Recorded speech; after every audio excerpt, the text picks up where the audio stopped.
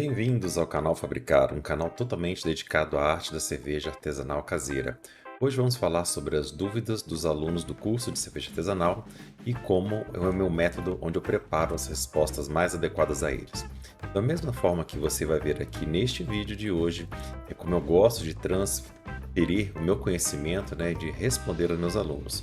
As perguntas muitas vezes são simples, mas eu gosto de fazer um conhecimento completo, explicando os porquês, os comos, os caminhos certos, os caminhos errados, como resolver e como sair do outro lado. Então você vai ver no vídeo de hoje que temos 3 perguntas e como elas serão respondidas. A primeira pergunta é: quanto tempo devo deixar a minha cerveja maturando? Embora essa pergunta pareça novamente simples, a gente tem que entender o contexto da maturação.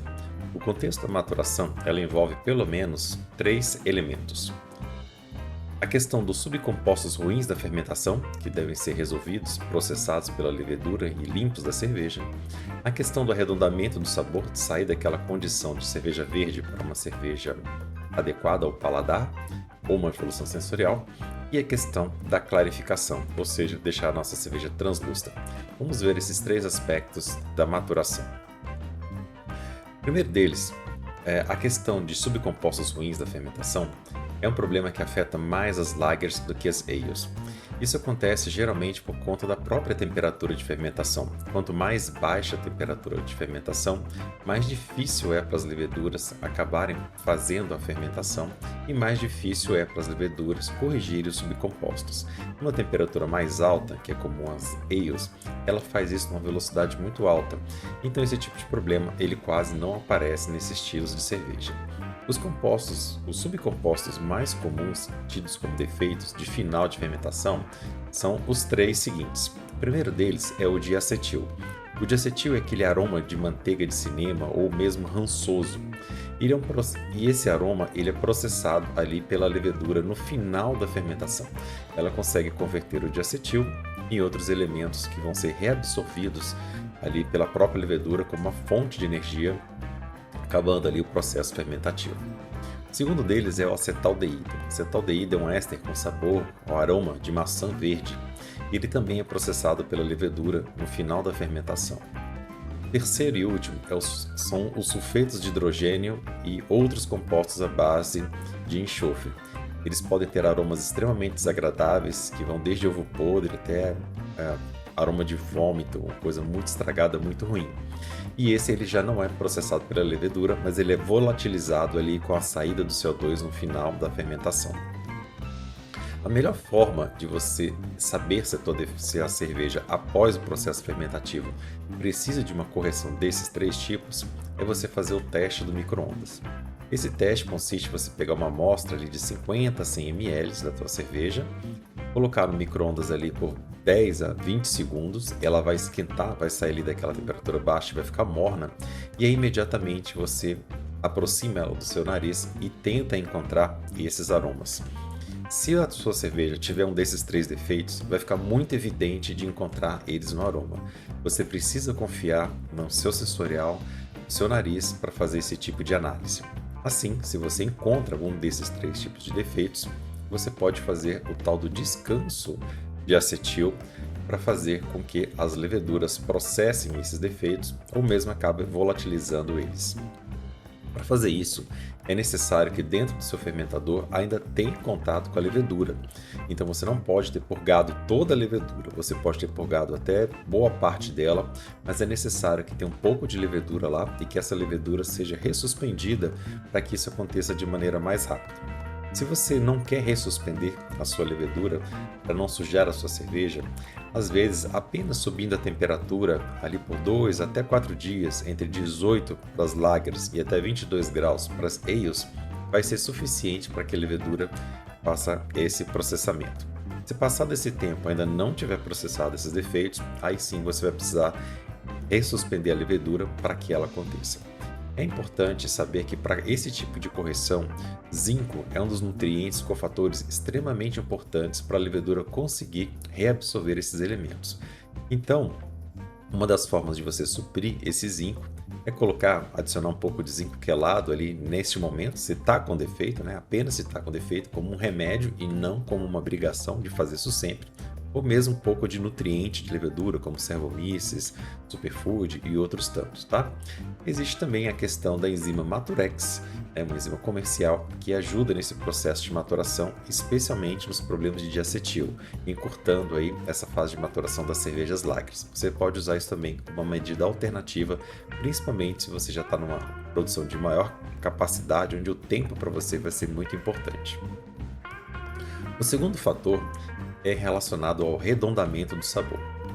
O lagering ele vai possibilitar a saída da condição de cerveja verde, aquela cerveja recém-fermentada, para uma cerveja agradável ao paladar. E o prazo para que isso aconteça varia bastante. Varia em relação ao estilo da cerveja, ao percentual alcoólico, aos outros componentes que podem disfarçar esse tipo de sensação de aroma e de qualidade da sua cerveja. Grosso modo, você pode ter que para ales de 5 a 15 dias é necessário para fazer um processo de lagering, a maior parte delas. Lagers podem precisar do dobro do tempo, de 15 até 30 dias. Cervejas High Gravities ainda mais, o dobro do anterior, de 30 até 60 dias. E Lambics às vezes ainda mais, de 30 a 90 dias, especialmente por causa dos subcompostos processados aí pelas lactobacilos. Quanto maior for o tempo da cerveja, maior for o percentual alcoólico da cerveja, mais tempo ela pode pedir para fazer o arredondamento. Então espere que uma cerveja de 6% de álcool vai ser maturada muito mais rápido do que uma cerveja com 8, 10, 12% de álcool. A segunda questão está relacionada à evolução sensorial. Ela já vai sair de uma condição já de uma cerveja madura, mas para uma mudança, um aprimoramento, uma evolução, um aumento da complexidade sensorial, ou mesmo uma mudança, conversão de sabores de amargor, de notas escuras, de lúpulo para outros aromas. Por exemplo, é esperado que com o tempo as questões mais cítricas relacionadas à levedura se convertam num lúpulo com uma pegada mais resinosa, mais oleosa. Da mesma forma, as notas de tosta e torrado das cervejas escuras, elas vão arredondar, indo para umas notas mais licorosas. O maltado da cerveja também vai tender a uma conversão mais para toffee, uma coisa mais forte. Quanto mais alcoólica for a cerveja, maior é o tempo possível de adega. E adega é esse tempo que a gente vai fazer para guardar a cerveja para ela evoluir. Cervejas muito complexas podem evoluir muito com o tempo. Quando você fizer um desses estilos, Marrismo, Barley Wine, Wheat Wine, Strong Golden Ale, Trapistas, Old Ales, cervejas que são fortes, principalmente acima de 8% de álcool, guarde várias garrafas para você ir degustando ao longo dos anos. Essas cervejas podem permitir que elas não estraguem por 3, 10 anos, às vezes até mais. Você vai surpreender. E use sempre o olfato e o paladar como ferramenta para a apuração dessa qualidade da cerveja. Terceiro item é sobre a clarificação. A turbidez ela pode ser causada por vários motivos. Os principais são proteínas em suspensão, principalmente as de médio e alto peso molecular, que não decantam, partículas em suspensão, entre elas partículas de lúpulo, partículas do malte, brube, lei da fervura, que ficou em suspensão, e leveduras em suspensão. Para cada um desses tipos de problemas, existem alternativas diferentes. Entre as alternativas mais comuns tem o lagering, que é simplesmente deixar-lhe um bom tempo no teu fermentador para que naturalmente flocule. A gelatina, que ela é capaz de arrastar vários desses compostos ali para baixo, fazer aquele processo de clarificação por gelatina. Você encontra aqui no canal vários vídeos explicando sobre isso. O duplo cold crash, que é uma forma de você subir e descer a temperatura 2 vezes da tua cerveja para que a viscosidade seja alternada entre pouco viscoso e muito viscoso.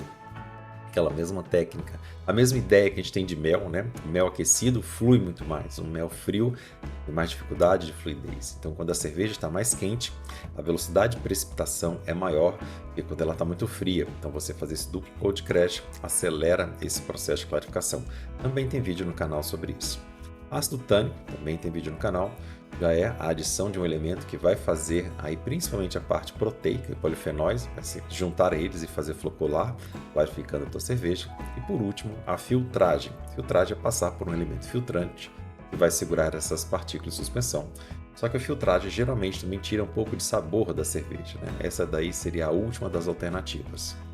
Clarificação por lagering é aquela onde a gente vai deixar a nossa cerveja ali descansando no nosso fermentador e ela, com o tempo, todas as partículas vão flocular e sedimentar no fundo. É importante lembrar que algumas cepas, algumas leveduras, elas floculam bem mais rápido que outras. Leveduras inglesas, por exemplo, são famosas por fermentar e flocular muito rápido. Leveduras belgas, americanas e boa parte das alemãs ficam na média, enquanto que as leveduras de trigo, especialmente as alemãs, elas geralmente floculam menos. Então cervejas como Witbier, Germanweizen são cervejas que normalmente elas são turvas. Então não é porque fica ali aquela turvidez que você tem que clarificar. Caso você deseje clarificar, deixar sua cerveja mais cristal, é possível usar aquelas técnicas que eu falei ali no slide anterior. Mas olha essa foto do lado. Essa é uma NEIPA. Olha o tanto que ela é turva. Essa cerveja é feita para ser degustada assim. Uma NEIPA translúcida, transparente, tem muito mais cara de ser uma Double IPA do que ser uma NEIPA. Então cuidado com o excesso de clarificação, porque você pode até acabar aí mudando o estilo da tua cerveja.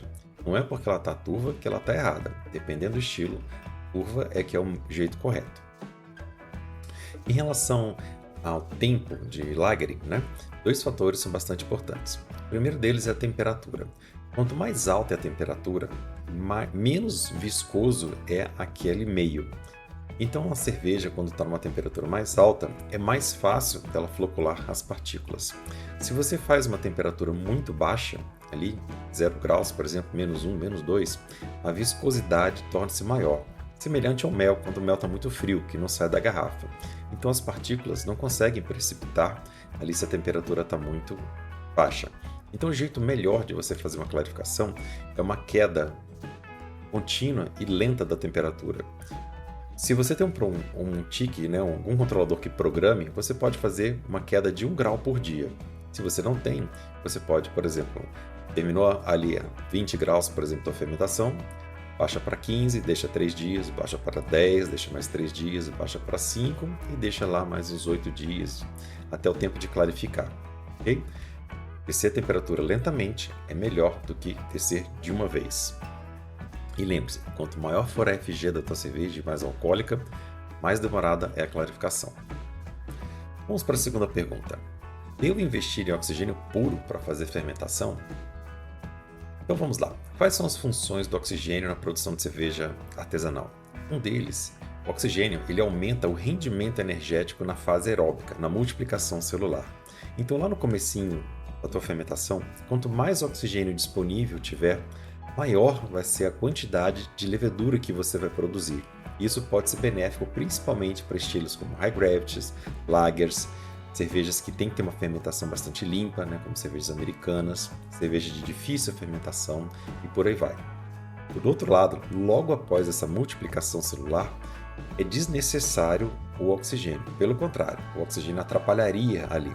A presença de oxigênio na fase fermentativa não ocorreria fermentação, não haveria produção de álcool, haveria apenas a produção de mais biomassa. Então nós precisamos da ausência de oxigênio a partir daquele ponto onde a gente já tem a biomassa construída para a nossa fermentação. Por isso que a gente divide essa fase fermentativa em uma fase aeróbica, no início, onde está tendo a multiplicação celular, e uma fase anaeróbia, onde está tendo a fermentação. A presença de nutrientes aumenta muito a qualidade do processo metabólico da levedura criada. Então, não só a adição de Saccharomyces, Superfood ou outros elementos desse tipo de natureza, mas o oxigênio ele vai combinar com esses outros elementos para formar esses nutrientes que melhoram a qualidade do processo fermentativo. Então, o oxigênio é muito bom no início da fermentação. A necessidade de oxigênio varia conforme o G da cerveja, o pitching rate e o perfil desejado. Por exemplo, se você quer um perfil esterificado, talvez você precise de menos levedura no teu processo fermentativo, então ele não vai ser tão demandante assim de oxigênio. Mas se a tua levedura, por exemplo, ela esterifica demais, a presença de oxigênio vai te ajudar a controlar esse excesso de esterificação, produzindo uma cerveja mais limpa, menos esterificante. Quando que o oxigênio é puro, ele é mais necessário? Como eu falei, por exemplo, leveduras líquidas. Toda levedura líquida, ela praticamente naquela biomassa, ele não tem nutriente nenhum. Então, além de nutrientes complementares, como Servomícia, Superfood e outros parecidos, é importante que você faça uma boa oxigenação. Se você estiver reutilizando leveduras, onde elas estão fracas, né, saíram ali de uma fermentação, o oxigênio vai ser muito importante para que elas tenham uma boa vitalidade e consigam fazer uma nova divisão celular muito grande e uma nova fermentação. Cervejas de alto OG, cervejas lagers, também pedem mais oxigênio para ter uma fermentação de boa qualidade. Elas pedem mais leveduras e a indução do oxigênio puro vai ajudar a você ter uma melhor cerveja. E quando você está trabalhando para processos mais eficientes e mais repetíveis, com um resultado mais previsível, quando você oxigena com oxigênio puro, você tem mais constância, tem uma maior previsibilidade. Então, para pequenas e grandes indústrias, o oxigênio vai ser bastante indicado. Então, olha só, a maioria das cervejas que nós fazemos não são cervejas high gravity, não são cervejas lager, não são cervejas de difícil atenuação, difícil fermentação. Então, observe, na maioria dos estilos, nós não precisamos de tanto oxigênio assim. E se a gente utiliza leveduras secas, né? Leveduras liofilizadas, essas de pacotinho, em pó, entre aspas, essas leveduras elas estão extremamente fortes e a maior parte delas não precisa de oxigênio. As cepas mais modernas ainda, da Fermentes, da Lallemand, elas têm uma qualidade que na Fermentes eles chamam de easy to use, que é uma capacidade tão boa dessa levedura que não precisa nem de oxigenar, nem de fazer hidratação. Então basta você polvilhar ali a levedura em cima do teu fermentador e você vai ter uma boa fermentação. Isso, obviamente, para cervejas tradicionais, estou falando ali de até 1050 de OG, né? E cervejas ales. Se a gente vai falando de cervejas lager, cervejas high gravity, aí a oxigenação é necessária. De quanto oxigênio nós precisamos? Então a regra diz que a gente precisa de 1 ppm para cada 1 grau Plato, ou seja, 1 ppm para cada 4 SG de cerveja. Então vamos ver dois exemplos aqui e eu quero que vocês se atentem a esses números. Suponha que você está fazendo uma APA com 1040 OG. Então 40, que é a OG, né, a SG dela, dividido por 4, a gente precisa de 4 pontos ali, nós temos 10 ppm de oxigênio. Então, para uma APA, uma cerveja comum, precisamos ali de 10 ppm. Por outro lado, se eu estiver fazendo uma Double IPA com 1080 de OG, eu vou precisar do dobro, 20 ppm, né? 80 dividido por 4. Então guarde esses números, 10 ppm e 20 ppm. Você vai ver a necessidade do oxigênio puro um pouquinho mais para frente. Quanto de oxigênio a gente consegue dissolver do ar? Lembrando que o ar tem apenas 8% de oxigênio, depois a gente vai ter ali nitrogênio, CO2 e outros gases que não fazem nenhum efeito aí na nossa cerveja. A gente pode ver nesse gráfico aí do lado que a gente consegue uma solubilidade bastante pequena de oxigênio provindo do ar. Então, olha só, dois fatores importantes. A solubilidade do oxigênio varia conforme a temperatura. Se no início da nossa fermentação o mosto estiver a 10 graus centígrados, a gente consegue 10 ppm, que era o necessário ali naquele quadro anterior, de oxigênio dissolvido. Por outro lado, se a temperatura sobe para 20 graus centígrados, a gente só consegue solubilizar 7 ppm. Então veja que quando a gente costuma fazer uma inoculação de levedura numa cerveja ale, ali no caso dos 18 graus, está mais próximo de 20, a gente tem uma solubilidade um pouco menor do que o desejado, talvez 8 ppm, né? Está quase ali em cima do ideal. Por isso que para a maioria das leveduras, né, a maioria dos estilos de cerveja, a gente está próximo do ideal. A gente não está no ideal, mas a gente está próximo do ideal. Se você pudesse, por exemplo, esfriar um pouco mais o seu mosto ali na casa dos 15 graus, fazer uma boa oxigenação ali com ar, com bombinha, e ali naquele momento inocular a tua levedura, para aquelas primeiras horas a levedura se hidratar e absorver o oxigênio do meio, seria a melhor forma de você estar preparando aí a tua cerveja para uma boa atividade aeróbica e de multiplicação celular. Observe agora em relação à densidade. Em 20 graus centígrados, se for uma cerveja de 1040, a gente vai conseguir 8 ppm de solubilização de ar. Se for uma 1080 de SG, a gente vai conseguir apenas 6 ppm.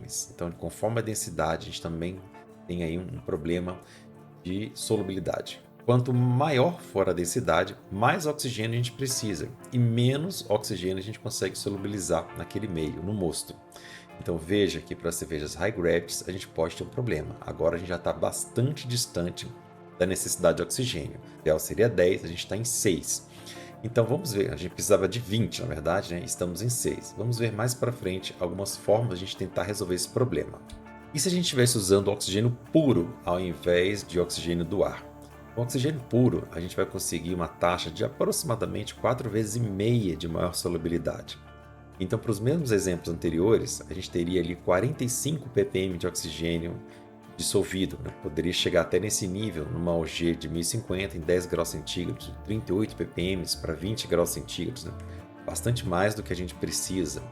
Mas esse excesso de oxigênio também não vai ser um problema, porque a levedura vai absorver todo. Seria um problema se a gente colocar oxigênio demais, a gente quer um perfil esterificado. Então a gente talvez tenha a levedura produzindo menos ésteres, e aí sim não vai ser um problema, mas uma condição para a tua cerveja. Então vai ter que avaliar isso na hora que você estiver fazendo as dosagens de oxigênio puro. Nos casos ali de uma cerveja High Gravity, a 20 graus centígrados, a gente teria 35 ppm solubilizados, que também seria mais do que suficiente para a fermentação. Então veja que o oxigênio puro, ele te dá uma possibilidade de qualidade maior para a tua cerveja, maior para a tua fermentação mais limpa, possibilidade de reutilizar mais a tua levedura, né? Então se você é uma pessoa que utiliza muita levedura líquida nas tuas cervejas, é provável que o uso do oxigênio puro vai te ajudar bastante. Se você faz lager, se você faz high gravity, o oxigênio puro vai te ajudar bastante. Por outro lado, se você faz APAs, IPAs, blondes, cream ales, né, a maioria dessas cervejas ales mais simples, o oxigênio pode não ser tão necessário assim, o oxigênio puro. Então vamos lá ver agora um comparativo entre o oxigênio puro ou usar uma dessas bombinhas de inalação para a gente jogar oxigênio dentro do nosso mosto, né, para a gente transferir para lá. O oxigênio puro, ele é indicado para fábricas cervejeiras, né, não só por conta do custo, tudo isso que você vai precisar, você vai gastar ali aproximadamente uns R$1.800 a R$2.000 entre o cilindro, o fluxômetro, toda a tubulação que você precisa para passar, né? O oxigênio puro, ele dá uma celeridade no processo, né? Você consegue em tempo ali de segundos, enquanto está transferindo da tua panela para o fermentador, você já consegue ali já fazer essa transferência de oxigênio, então não vai gastar mais tempo. Você consegue criar um processo mais controlado, porque na medida que você tem um fluxo contínuo, tanto do mosto do fermentador, para o fermentador, né, do chile para o fermentador, quanto do oxigênio, você consegue ter uma previsibilidade maior do teu processo cervejeiro e conseguir fazer as correções mais finas. Como falei, vai ser muito indicado para cervejas ales de alta OG e lagers de modo geral. E se for uma lager de alta OG, mais ainda, né? A bombinha de ar. A bombinha de ar, ela vai te pedir um headspace grande, porque ela forma muita espuma. Você precisa deixar ela funcionando ali bastante tempo e ela normalmente faz muita espuma dentro do teu fermentador. Então, ou você dá um jeito de fechar ali aquele teu airlock por enquanto você faz essa inoculação do oxigênio, né, do ar ali dentro, ou você vai ter que fazer processo de ligar e desligar a tua bombinha, ok? Uma das técnicas de você fazer isso é de você conseguir trazer mais oxigênio para as suas leveduras, se você usa bombinha, é fazer uma inoculação inicial ali junto com a levedura e 12 horas depois você faz uma outra inoculação. 12 horas é o tempo que a gente considera para a levedura fazer o primeiro processo de reprodução. Ela vai absorver o oxigênio e ela vai dividir pela primeira vez. E aí, se você fizer uma inoculação de ar ali 12 horas depois, você vai conseguir colocar mais oxigênio lá dentro e fazer uma segunda ou uma terceira etapa de multiplicação celular bastante adequada. Mas não faça isso muito tarde, 36 horas depois. Aí você vai estar estragando a tua cerveja, porque ao invés de fermentar, ela vai estar produzindo mais leveduras, ok? Bombinhas são baratas, né? Fácil para usar para o cervejeiro caseiro. Em torno de R$150 você consegue comprar uma bombinha dessas, como você vê aí na foto. Como dosar o oxigênio puro? Então, como eu falei, o oxigênio ele vai passar pela linha de transferência, você vai regular o teu fluxômetro a 1 litro por minuto. O fluxômetro é esse equipamento em verde que você vê no canto superior direito, né?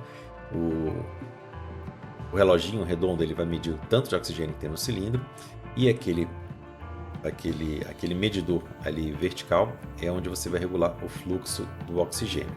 Então, o padrão é a gente regular 1 litro por minuto e colocar ali na linha. Você vai precisar de uma pedra difusora para gerar bolhas pequenas. Quanto menores forem as bolhas, melhor vai ser a absorção desse oxigênio ali no mosto. Só que não existe uma forma da gente ter a certeza do quanto de oxigênio está sendo absorvido no mosto. Então, para as indústrias que utilizam cerveja com oxigênio puro, eu indico que compre um medidor de oxigênio dissolvido, como um desse que você vê aí na foto. Só isso, só com esse equipamento que você vai ter certeza de quanto de oxigênio tem ali solubilizado para você poder fazer uma boa fermentação. E se eu estiver usando a bombinha de ar? Então, lembrando, né? O ideal era que a gente conseguisse saturar ali de 8 até 10 ppm. Só que isso vai depender muito da temperatura do teu mosto. Se o teu mosto estiver bem frio, ali em torno de 5, 9 graus, né, para uma lager, você vai conseguir essa taxa. Se estiver em torno de 18, 20 graus, você não vai conseguir essa taxa. Se estiver quente, tiver ali 35, tanto de ar que tanto de oxigênio que você vai conseguir solubilizar, vai ser ali 1 ppm, 2 ppm no máximo, então não vai valer a pena. Então você precisa estar com esse mosto frio na pré-fermentação. E o tempo de saturação vai variar conforme a pressão do ar que o teu equipamento consegue jogar, né? Se for uma bombinha muito fraquinha, né, vai ter menos ar. Se for extremamente forte, vai fazer mais bolhas e vai solubilizar mais. Então, para uma bomba forte, 2 minutos vai ser suficiente para você estar saturando ali teu fermentador. Se a bombinha for fraca, vai precisar de uns 5 minutos, né? Usa uma pedra difusora bastante fina para você ter um resultado menor. E como eu já falei, cuidado com a espuma formada, ela pode transbordar. Uma das ideias é você fechar ali teu airlock para não sair nada por ali. E use um agente clarificante também, um agente anti-espuma, ele pode facilitar para não gerar tanta espuma durante esse processo aí de oxigenação do teu mosto. E as outras técnicas de aeração, né, como queda de mosto, balançar o balde, elas são eficientes? Bom, conforme você pode ver nesse gráfico aí, olha primeiro o gráfico em azul. Esse é o gráfico de quanto a gente consegue saturar colocando ar, né? Colocando por meio de uma bombinha. Veja que a gente consegue chegar ali em 8 ppm, né, de saturação, mas leva um tempo, até 200 segundos, para a gente conseguir fazer essa saturação. Então ele é um bom método. Se você agita o balde, você consegue até inocular bastante mais rápido. Olha a curva em verde, ele é até mais rápido do que a própria bombinha. Só que esse chacoalhar aí, você vai precisar de ter um balde que você tem um espaço, um headspace com bastante ar para você conseguir transferir todo aquele oxigênio para dentro ali do teu mosto. Então, se você tem, por exemplo, um balde de 30 litros e você tem ali 25 litros de cerveja para fermentar, você não vai ter essa eficiência que está dizendo esse gráfico, né? Porque não tem ar suficiente para transferir. O ar que tem, ele vai ser transferido rápido para o mosto, mas não vai ter ar suficiente. Então pode ser necessário que você abra a tampa para adicionar mais ar ali para refazer o processo. Colocando oxigênio puro, você vê que é o método mais rápido. Em torno de segundos, né, você consegue a saturação máxima. E você pode ver ali em vermelho, que está bem ali em 4, e também em azul, que está ali pertinho ali do... Aqui, eu vou colocar o mouse. Esse azul aqui, ó. Esse azul aqui é do mexer, né? Então, mexer ali não vai dar praticamente nada. 3 ppm, né? Não faz quase nenhum efeito. E aqui em vermelho é o caindo. Então, a queda do mosto, ela promove uma aeração muito ineficiente. 4 ppm em média, né? Muito aquém do que você precisa. E também esse processo de queda, você gera uma corrente de convecção ali que você vai arrastar para dentro do balde qualquer partícula que tiver ali. Então, se tiver partícula de alguma bactéria, de breta, né, de algum contaminante, ele vai acabar caindo na tua cerveja. Então, isso não é adequado. O método bom é um método fechado, onde você não vai ter ar de fora entrando e as bombinhas, todas elas, têm um filtro ali dentro. Como resolver o problema de falta de oxigênio, né? Então, como eu falei ali, a melhor forma de você fazer isso é uma reoxigenação 12 horas depois de inocular a levedura. Faça apenas uma inoculação 12 horas depois. Agora tome cuidado, porque você já vai ter levedura e você não quer essa levedura saindo ali pelo teu airlock, pelo teu blow-off, né? Então controle a formação de espuma que tem ali dentro. Uma outra forma é você aumentar a quantidade inicial de levedura. Então, em vez de você botar aquele pitch rate adequado, se você botar ali 10 vezes mais levedura, às vezes de uma lama que você tem, você vai ter tanta levedura ali que você não vai precisar 3, 4 etapas de multiplicação celular para ter uma boa fermentação. Às vezes, com 2 etapas de divisão celular, você vai conseguir toda a biomassa necessária para fazer uma fermentação. Então você pode não precisar de tanta oxigenação assim. Então adicionar mais lama na fermentação, você vai conseguir também resolver esse problema de falta de oxigênio. Então você quer aprender mais, né? Quer ter respostas, ensinamentos como esse que eu estou fazendo, resolver seus problemas de cerveja, ter receitas adequadas, saber construí-las, saber por si só sair do outro lado, sem ter que ficar toda hora consultando aí, né? Realmente aprender um bom processo para fazer cerveja artesanal e ter a mim como um apoio nessa jornada cervejeira, tirando todas as suas dúvidas, como estou fazendo nesse vídeo. Então faça hoje mesmo o meu curso, né? Assina lá marcelofenol.kbook.com.br. Um valor baixíssimo, você vai ter todo o curso inicial, mais de 20 horas aulas, mais 3 módulos complementares de 5 horas de duração, onde ensino a usar os softwares e fazer diversas receitas. Pelo QR Code que você vê aí, pelo link, você vai ter acesso ao cadastro. Faça o curso hoje mesmo, você não vai se arrepender. E detalhe, o curso tem garantia total. Se você arrepender dentro de uma semana da sua inscrição, você vai ter todo o seu dinheiro devolvido sem nenhum questionamento, nenhum ônus para você. Como faço para reaproveitar a lama? E essa pergunta está um pouquinho relacionada àquela último slide ali que eu apresentei, né, de aumentar a quantidade de levedura para você ter uma boa fermentação. Então vamos lá. Como eu faço para reaproveitar a lama? A lama que a gente produz, né, quando a gente inocula para a gente fazer a fermentação, ela tem uma multiplicação muito grande, né? Então toda aquela biomassa de levedura formada depois da fermentação, que ela fica ali no fundo do balde, a gente chama aquilo de lama. E ela é basicamente levedura que está ali dentro, que a gente pode de alguma forma reutilizar em outras cervejas. As primeiras reutilizações são até excelentes para a cerveja, melhora ali muito a qualidade. Tem mais levedura disponível, né? A gente precisa de menos oxigênio, então tem uma qualidade ali de fermentar bastante grande. Além do que reutilizar a levedura faz uma boa economia aí em dinheiro, né, no teu processo fermentativo. A levedura hoje é um dos componentes mais caros aí da nossa cerveja. E o que tem ali naquela lama no final da fermentação? Em primeiro lugar, a gente vai ter bastante levedura, né? Em segundo lugar, a gente vai ter proteínas restantes da fermentação. Algumas boas, outras ruins. Terceiro, a gente vai ter subcompostos da fermentação. Subcompostos que muitos deles têm sabores amargos bastante ruins.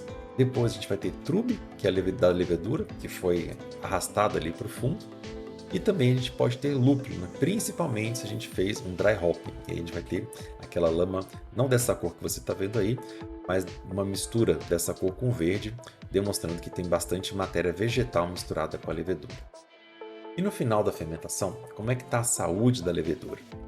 Olha só, assim que terminou a fermentação, na primeira semana dessa lama, você vai ter 10% de levedura morta e 90% de levedura bastante enfraquecida, com poucas reservas de glicogênio, entre outros.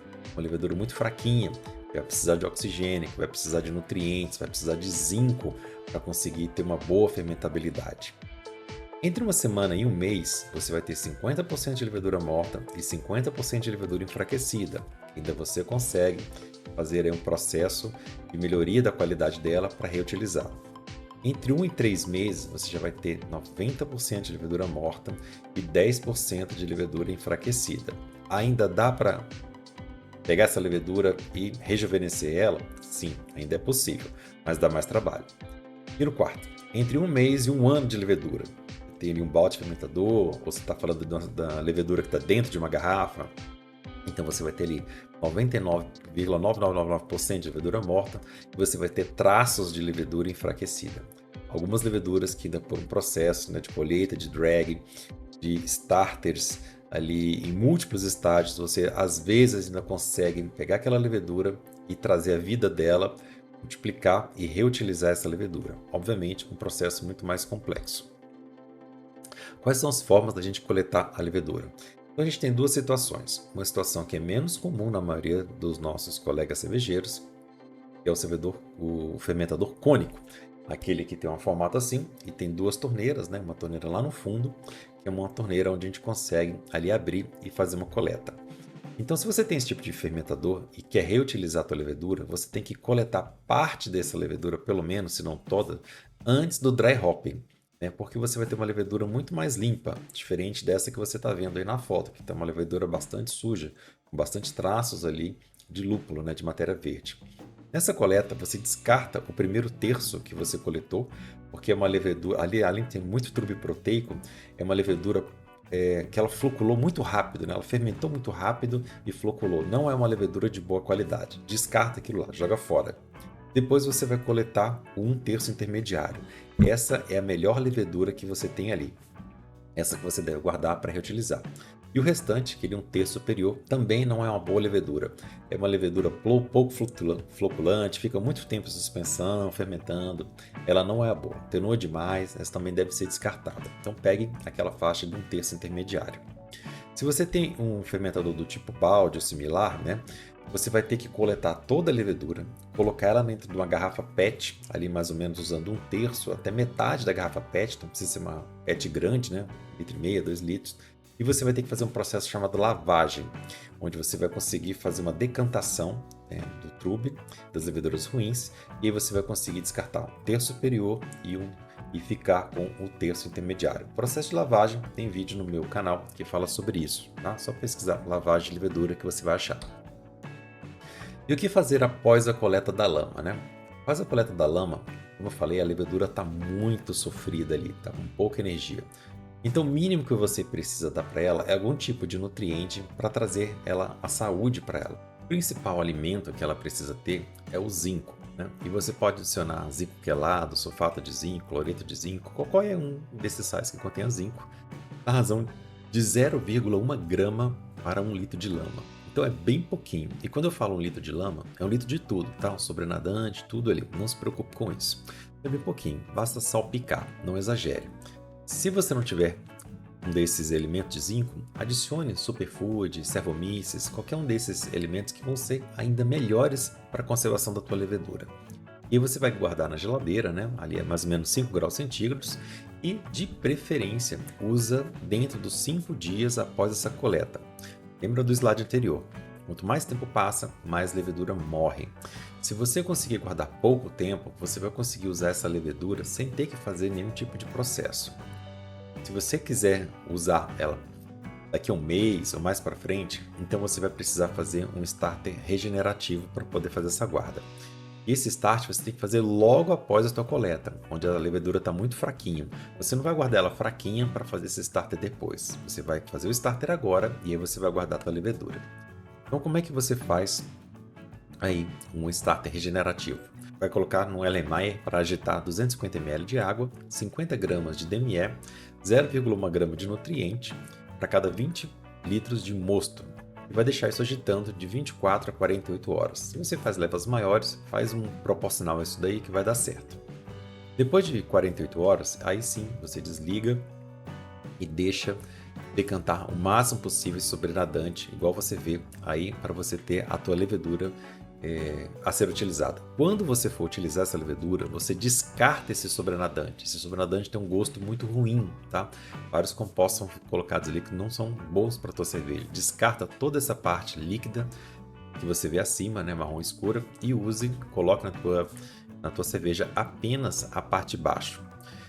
Para facilitar esse processo, você pode descartar todo esse sobrenadante e substituir ele por uma água filtrada e fervida, tá? Uma água bastante limpa. Vai ser melhor para você manusear, porque ele vai ficar mais solúvel essa levedura, né? Não vai ficar tão dura assim.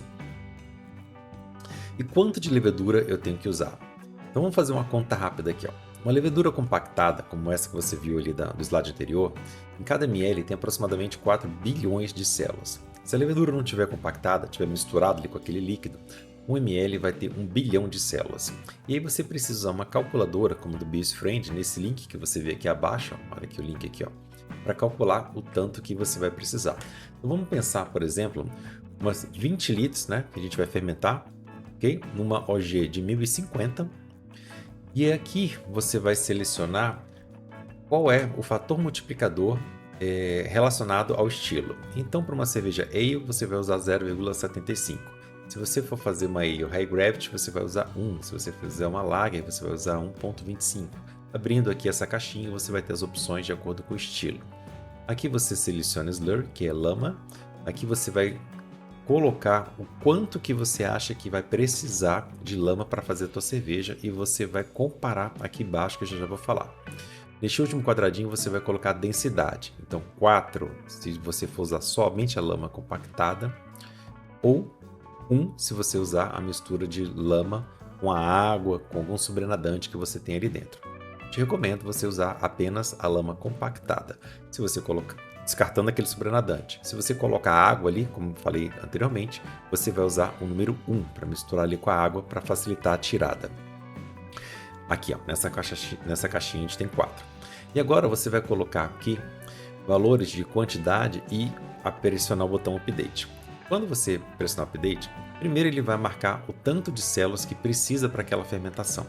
De acordo com esses parâmetros e com esse volume, ele vai calcular o tanto de células, na verdade aqui embaixo, o tanto de células que você precisa, 186 bilhões, e em cima o tanto de células que você tem. Então, nesse caso, com 50 ml, né, 0,05 litros, você já tem um pouco mais de células do que o necessário. E ele já disse, o starter não vai ser requerido, você está bem. Então, você vai alterando esse valor aqui até você chegar em quantos ml você precisa para a tua cerveja. Se você colocar ali 0,01, ele vai ficar com menos células do que precisa, vai precisar de mais. E se você botar um valor absurdo, por exemplo, 1 litro, você vai ter aqui células disponíveis, 4.000 bilhões, né? 4 trilhões, e você precisa de 186, então tem célula demais. Então você já não precisa de tanta lama. Mas lembre-se também daquelas informações que eu passei, né, nas perguntas anteriores. Quando você tiver uma quantidade menor de oxigênio, pode ser que você precise dobrar ou fazer até 4 vezes essa quantidade aqui de lama necessária para você poder fazer uma boa fermentação sem ter o oxigênio puro, tá? Então esse aqui seria o mínimo necessário e você pode aumentar isso aqui de 4 a 10 vezes se você tem problema ali para oxigenação do teu mosto.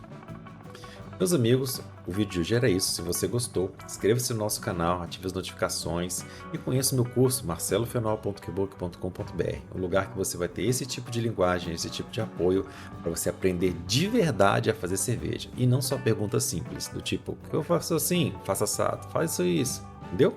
É assim que eu gosto de ensinar para você aprender de verdade a fazer cerveja. Um forte abraço, até a próxima, fique com Deus.